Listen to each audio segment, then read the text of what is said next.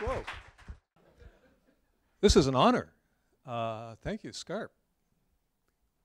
Great agenda. Really looking forward to it tomorrow.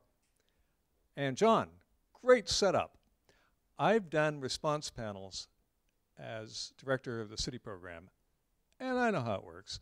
You ask people for different points of view, they come, they're going to say what they're going to say, and maybe we'll give you token reference to the speaker who they are supposed to respond to. But you've given us meat. And so I didn't actually prepare a lot of notes until I got here, did read the paper, but now want to truly respond, jumping off some of the ideas that you've put out here. It's a great piece of work. Yes, we are part of a larger ecosystem. The border counts. I've sat on a board, Sightline, on both sides of the border, and I'm married to an American. That border has more impacts because of the two distinct political cultures on either side than the ecosystem that we jointly share. No question it has been formative. Ecosystems are. But that border makes a big difference. And indeed, I think because we're products of the empire, we were this colonial outposts, the fortune of our geography, being on this deep water port close to Asia, I think the Commonwealth roots have been stronger than I realized. You rid them from Melbourne to here. I do as well, and I know others. But I also have a sense from perspective that we are different because we have those institutions still. They've evolved. Many of them are still the ones that the colony, our colonial role gave us, but I've appreciated more how distinctive that's made us too. Yeah, we are a region and not a regional city. And I think that's worked out pretty well for a region of around 1 to 2 million. I'm not so sure it will once we get past 3 million. There does seem to be something about cities, again, to make the Commonwealth reference. The cities that I know in Australia, the Brisbanes and the Perths or the Aucklands, those cities of around 2 million, they're doing pretty good. High quality of life, economic. Their problems aren't so great that they overwhelm them. But the Sydneys and the Melbournes, they're reaching the utter limits, aren't they? They are definitely struggling because of their size.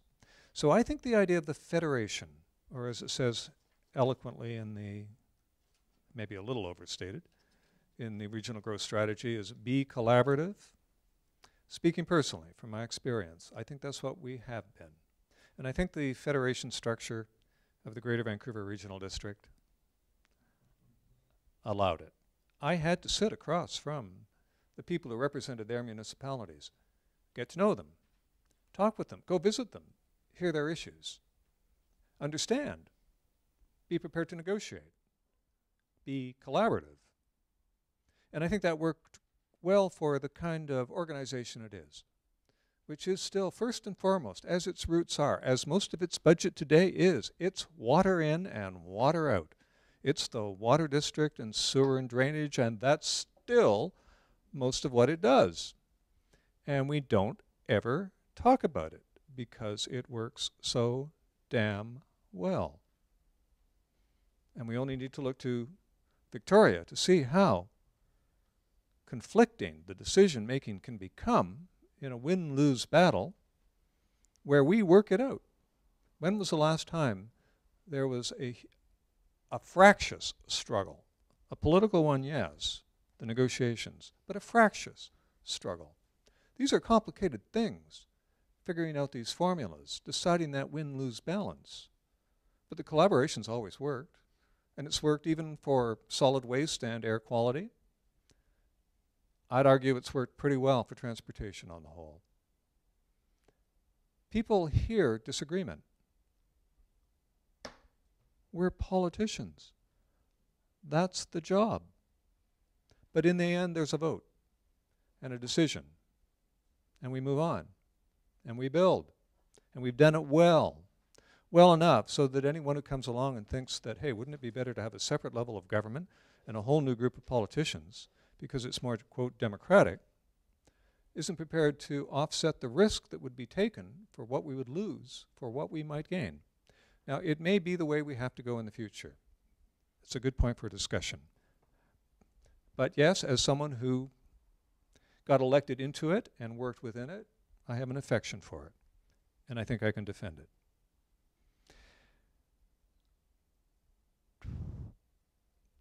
Constraints. Well, let me jump to, I'm just going to pass over a really important part, what I thought, in fact, was perhaps the most important part to discuss, and that is the city we're becoming. This hybrid city of the Pacific Rim, the region of no visible majority, of youth, of, yes, a different color, of different ethnicity. That's who we are becoming. It is the most important change that I've seen occurred since I've lived here in 1978. Everyone points to the physical change in the city. I'm astounded by the cultural and racial and ethnic change, and that it has worked out so well so far for so long. And there's no reason to think we can't do it, but it's by far and away the most important thing. Now, to move into back to the physical change. You, I think, reasonably said you're operating on the assumption that there will be no cataclysmic or catastrophic change, natural or otherwise. Well, that's true, but false. We do operate on the assumption that the big one, or even the slow-moving ones, aren't really going to enter our day-to-day thinking.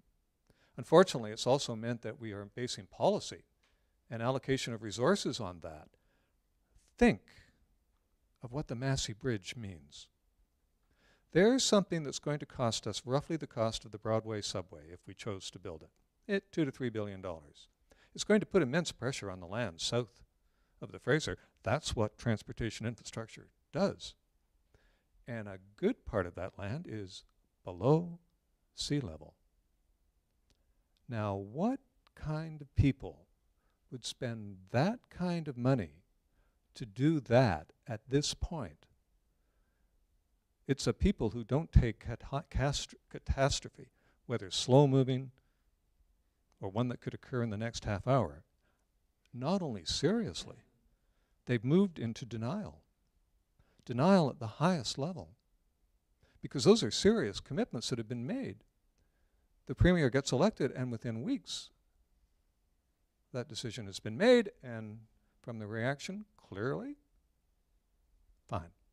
And the region itself continues, again, to contribute to it. And for what it does, and as you pointed out, what it does not do, it does not have a serious regional strategy for disaster management. It says so much, again, about what our state of mind is.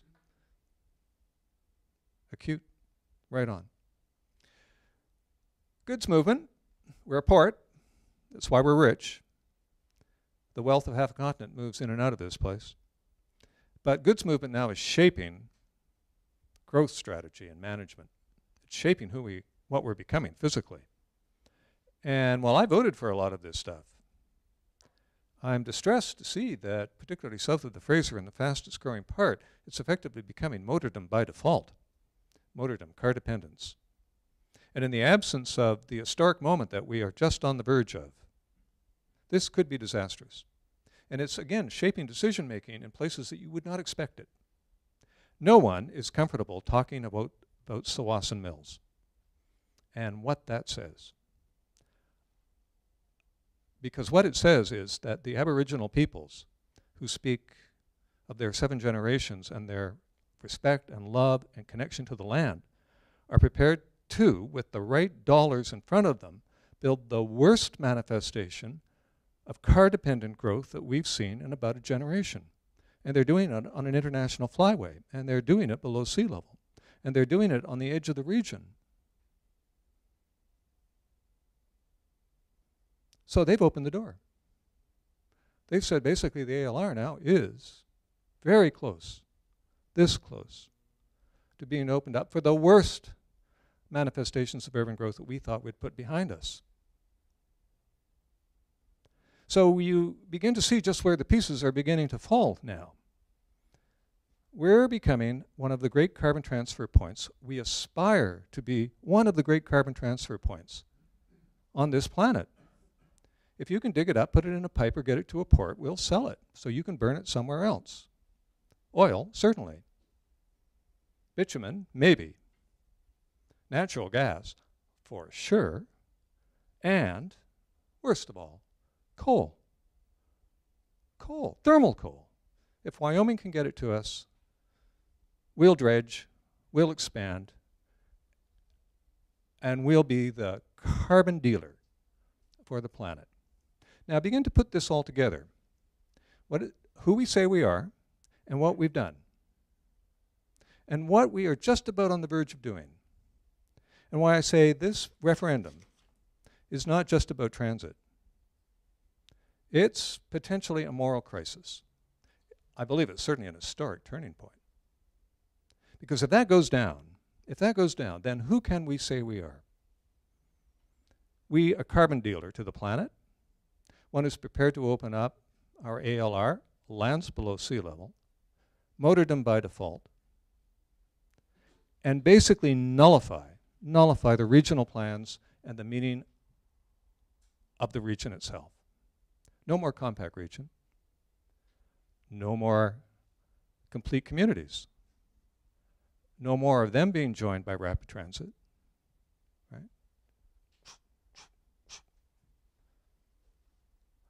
No more region that means anything. Because it will be clear that, and John's most important sentence is where we're going to. I don't know if you intended it, John, but it really just jumped out at me. The voices of the lower half have not yet been heard. They may well defend positions that will put them at loggerheads with enthusiastic advocates of regional infrastructure projects to manage growth. Well, that's me. And I agree with you. I think that's exactly what's at stake here. So we're going to redefine ourselves by this vote. And everything else that follows now. Everything else that's already in place, everything that's moving forward. It's as historic a moment as the one I can think of in 1972.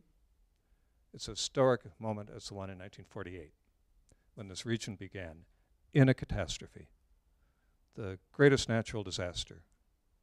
And I think this is basically now going to be one of the factors that begin to define us. So, to end positively, this region has demonstrated that it has the capability to manage, and manage well, infrastructure at the greatest regional level.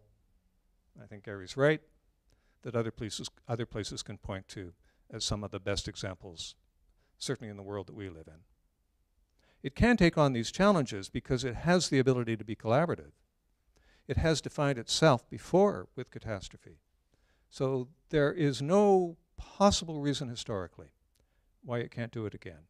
And it is the thing that may motivate young people to be part of the culture that they are now going to inherit and build the same kind of future that I think we can look back very proudly, my generation, our generation, the leaders in this room, of having achieved. In fact, can we do any less? We cannot be the generation that sacrifices so much of what we impart, and certainly the generation before us, has built. Thank you.